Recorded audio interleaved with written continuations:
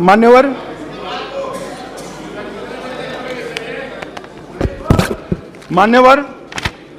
3 करोड़ युवा और 2 करोड़ महिलाओं को नशा मुक्त अभियान में अलग अलग विभागों के समाज कल्याण विभाग, महिला और बाल कल्याण विभाग, शिक्षा विभाग, गृह मंत्रालय, वित्त मंत्रालय सब ने इकट्ठा होकर साथ में जुड़ा है और लगभग 9.5 करोड़ लोग तक नशा मुक्त भारत अभियान की शपथ और टोल फ्री नंबर पर मिस कॉल करने की पहुंच बढ़ी है। मान्यवर, ये हमारे प्रयासों को दर्शाता है।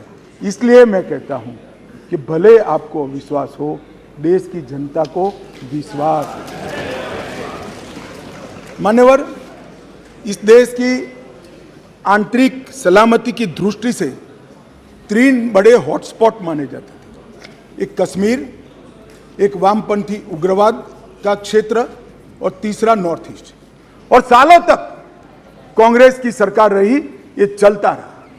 आज मैं स्पष्ट रूप से सदन में कहना चाहता हूं कि कश्मीर की समस्या वोट बैंक की राजनीति और समस्या से आंख मूंदना था।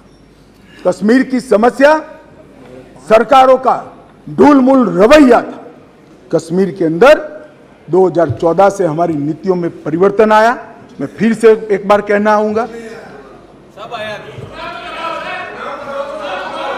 मान्यवर, मैं फिर से एक बार कहना चाहता हूं, 14 से 19 तक राजनाथ सिंह जी ने और उसके बाद मैं गृह मंत्री बना हूं, मोदी जी के नेतृत्व में सातत्यपूर्ण तरीके से कश्मीर को आतंकवाद से मुक्त करने के लिए हमने काम किया। 40,000 लोग मारे गए कश्मीर में। मान्यवर,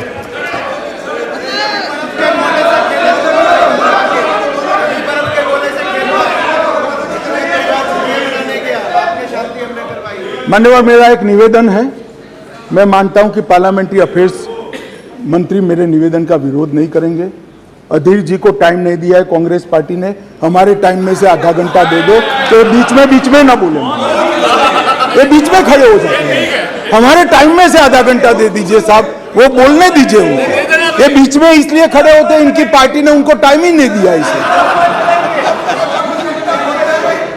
मान्यवर,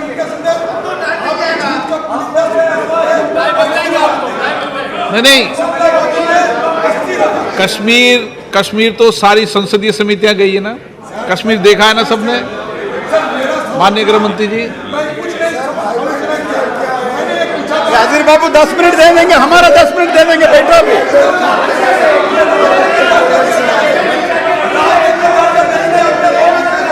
चले बेटे, आप क्यों खड़े हो, बैठिए। हाँ, मान्यवर, कश्मीर के अंदर परिवर्तन लाने वाला युगांतकारी निर्णय इस देश के सम्माननीय प्रधानमंत्री नरेंद्र मोदी ने किया। जवाहरलाल नेहरू सरकार की एक भूल थी। धारा 370 5 अगस्त 2019 और 6 अगस्त को इस महान सदन ने धारा 370 को समाप्त कर। इसके साथ ही कश्मीर के अंदर से 2 झंडे चले गए, 2 संविधान खत्म हो गए और संपूर्ण रूप से कश्मीर का भारत के साथ जुड़ाव करने का काम इस देश के प्रधानमंत्री नरेंद्र मोदी। मान्यवर, इन्होंने, मैं अभी भी एक इनके ही प्रेरित एनजीओ की एक मीटिंग अभी हुई, रिपोर्ट मैंने देखी। क्या रिपोर्ट कहती है? हुर्रियत से चर्चा करो, जमीयत से चर्चा करो, पाकिस्तान से चर्चा करो। हम ना हुर्रियत से चर्चा करेंगे, ना जमीयत से करेंगे, ना पाकिस्तान से चर्चा करेंगे। अगर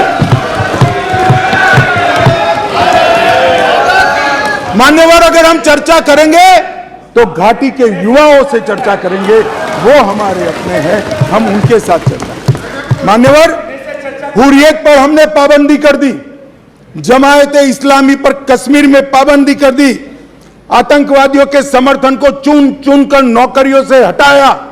अब किसी भी आतंकवादी की मृत्यु का जनाजा नहीं निकलता है, क्योंकि जो जहां मारा जाता है वही दफन किया जाता है।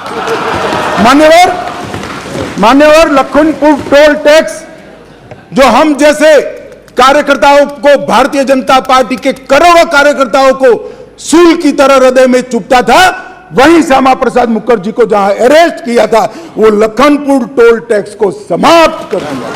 मान्यवर, राज्य की अर्थव्यवस्था को एकीकृत किया, 2 दरबार की परंपरा समाप्त कर दी गई और 200 करोड़ रुपए को बचाने का काम इन नरेंद्र मोदी सरकार ने। मान्यवर, वहां दलितों को रिजर्वेशन नहीं था, आदिवासियों को नहीं था, पिछड़ों को नहीं था, ये सारा रिजर्वेशन देने का काम नरेंद्र मोदी सरकार। मान्यवर, वहां पर महिला आयोग नहीं था, बाल आयोग नहीं था, वहां पर दलित आयोग भी नहीं था, ये सारे आयोग बनाने का काम भारतीय जनता पार्टी की नरेंद्र मोदी सरकार।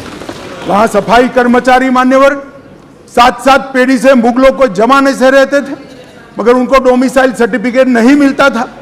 पाकिस्तान से शरण में आए हुए, पाक अधिकृत कश्मीर से आए हुए हिंदू, उनको डोमिसाइल, पश्चिम पाकिस्तान से आए हुए लोग डोमिसाइल नहीं मिलता था, ये सबको डोमिसाइल देने का काम इस देश के प्रधानमंत्री नरेंद्र मोदी। मान्यवर, ये कर रहे हैं कि हम डेमोक्रेटिक पार्टी, डेमोक्रेटिक वैल्यूज में मानते हैं। कश्मीर पर शासन किसने किया? किसने किया? 3 परिवारों ने किया, महबूबा मुफ्ती, फारूक साहब और गांधी परिवार। ये 3 परिवारों ने कुल शासन किया, वहां पंचायत चुनाव नहीं कराए। नरेंद्र मोदी जी ने नवंबर-दिसंबर 2018 में, राजनाथ सिंह गृह मंत्री थे, 9 चरणों में पंचायती चुनाव को समाप्त। 4483 सरपंच निर्वाचित हुए और 35,000 पंच चुने गए। आज 40,000 लोग डेमोक्रेसी की सांस भर रहे हैं, जमहूरियत का फायदा उठा रहे हैं। स्टोन पेंटिंग का मैं आप सबको कहता हूं, पथराव की घटना टीवी पर दिखाई पड़ती है भैया? कहीं नहीं दिखाई पड़ती, क्योंकि पथराव बंद हो चुका। माननीय अध्यक्ष जी, जम्मू कश्मीर पुलिस, प्लीज, मान्यवर, जम्मू कश्मीर पुलिस 90 के दशक के पहली बार आज एक्टिव होकर आतंकवाद का सामना कर रही है। जम्मू में नई हाई सिक्योरिटी जेल बनाई है, मंदिरों को प्रोटेक्शन दिया है, हिंदू संपत्ति वापस देने का कानून लाए हैं, टूरिज्म का विकास हुआ है। और सुन लीजिए, अधीर रंजन जी अविश्वास लेकर आ गए हैं। 2022 में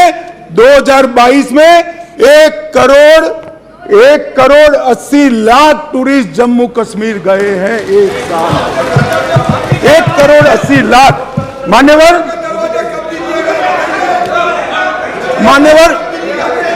अरे बैठ जाओ यार, बैठ जाओ। मान्यवर, 33 साल के बाद थिएटर चालू हुआ है, नरेंद्र मोदी के शासन में चालू हुआ। 33 साल के बाद नाइट शो चालू हुआ है, नरेंद्र मोदी के शासन में चालू हुआ है। 33 साल के बाद शिकाराओं की स्पर्धा चालू हो गई, बंद कर दी थी, चालू हुई है नरेंद्र मोदी। 33 साल से, दानिश अली सुन ले, 33 साल से मोहर्रम बंद था, पहली बार नरेंद्र मोदी सरकार में मोहर्रम चालू हुआ। मान्यवर, हम होम स्टे नीति लेकर आए, टूरिज्म बढ़ाने के लिए फिल्म निर्माण की नीति लेकर आए, हाउस बोट की नीति लेकर आए, इंडस्ट्रियल पॉलिसी लेकर आए, और आज रोजगारी बढ़ रही है। 20,000 लोगों को नौकरी देने का काम भारतीय जनता पार्टी का है। मूलभूत ढांचे का विकास हो रहा है। 5,000 मेगावाट, 3,000 मेगावाट, 624 मेगावाट और 540 मेगावाट की जल विद्युत की योजनाएं वहां शुरू कर दी गई है।